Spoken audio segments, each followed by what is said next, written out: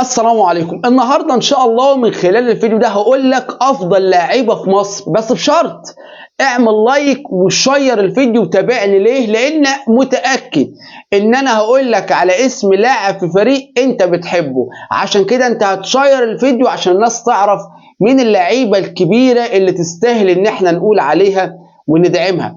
اولا يا غالي، في المرتبه الاولى وبكل صراحه لاعب النادي الاهلي. يا ترى مين اقول لك؟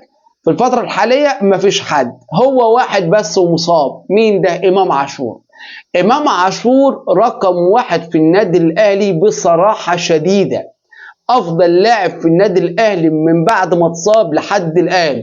لا شفنا حد مكانه بيجيب أهداف كتيرة. طب أديك إثبات، إمام عاشور الموسم اللي فات كان هداف الدوري برصيد 12 هدف، وتحت منه أسامة فيصل، وتحت منه ناصر منسي.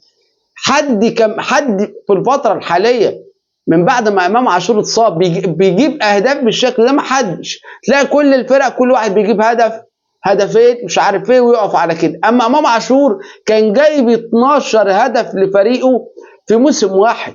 اتكلم في ايه بس؟ ففي المرتبة الأولى حاليا في النادي الأهلي رغم الصفقات والحوارات هو إمام عاشور. لو رجعنا بقى نبص على نادي الزمالك، يا ترى مين في نادي الزمالك؟ أولا يا سيدي سيف الدين الجزيري. سيف الجزيري بصراحة شديدة عامل موسم مع نادي الزمالك رائع جدا.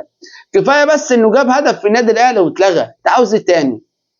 اللي تحت منه ناصر ماهر، وبرضه عامل سيزون مع نادي الزمالك محترم جدا واداء رائع وتحسن كتير جدا.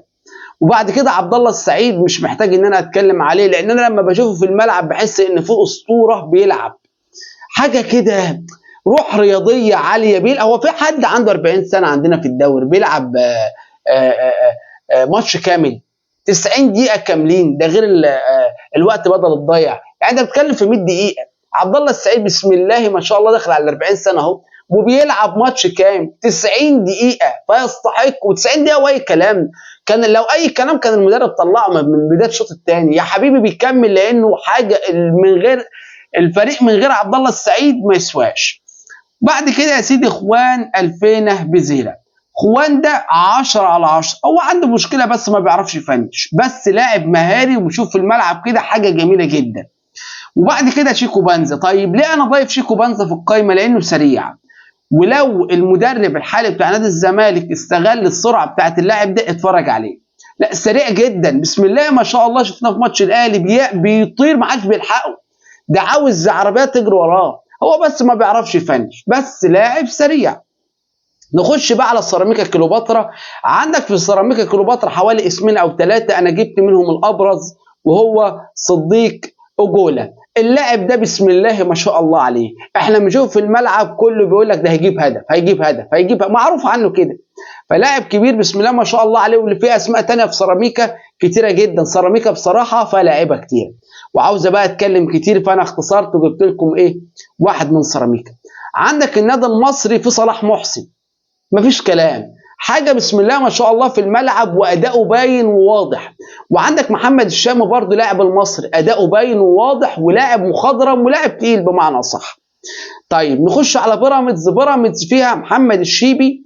محمد الشيبي لاعب كبير بسم الله ما شاء الله عليه. وفيها يا سيدي اسمه، حتى انا لكل ما بسمعه من المعلقين بفضل اقول قول تاني كده قول تاني كده. فيها فيتسيون مايلي، اسمه غريب عجيب. انا مش عارف الاسماء اللي بتجي اخوان بزيرة او شيكو بانزا او فيتسيون مايلي لاعب بيراميدز. حتى لما المعلق اتكلم انا بسمع ماتش بيراميدز افضل اقول تاني كده، ما سمعتهاش قول تاني. فلاعب كبير مخضرم، ده لو جه الزمالك ولا هيعمل شغل عالي. وعندك طبعا ابراهيم عادل لاعب كبير جدا، وبيراميدز فيه اكتر من كده، ولكن انا جبت 3 اسماء منهم. طيب نخش بقى يا سيدي على فاركو. عندك محمد سعيد شيكا، حارس مرمى فاركو، لا يعلى عليه، لا حارس تقيل، لا تقيل بسم الله ما شاء الله عليه، حابب فريقه على الاقل.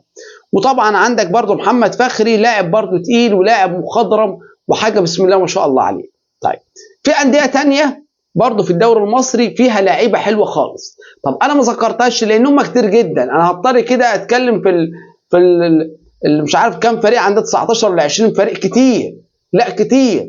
فعشان اجيب من كل فريق لاعب لا، ده الفيديو ده هيوصل ل 10 ل 20 دقيقه معايا. فاحنا ذكرنا دولت في حلقه ثانيه ان شاء الله هنذكر الباقي. لو انت بقى كملت للنهايه شير الفيديو واعمل لايك ومتابعه، والسلام عليكم.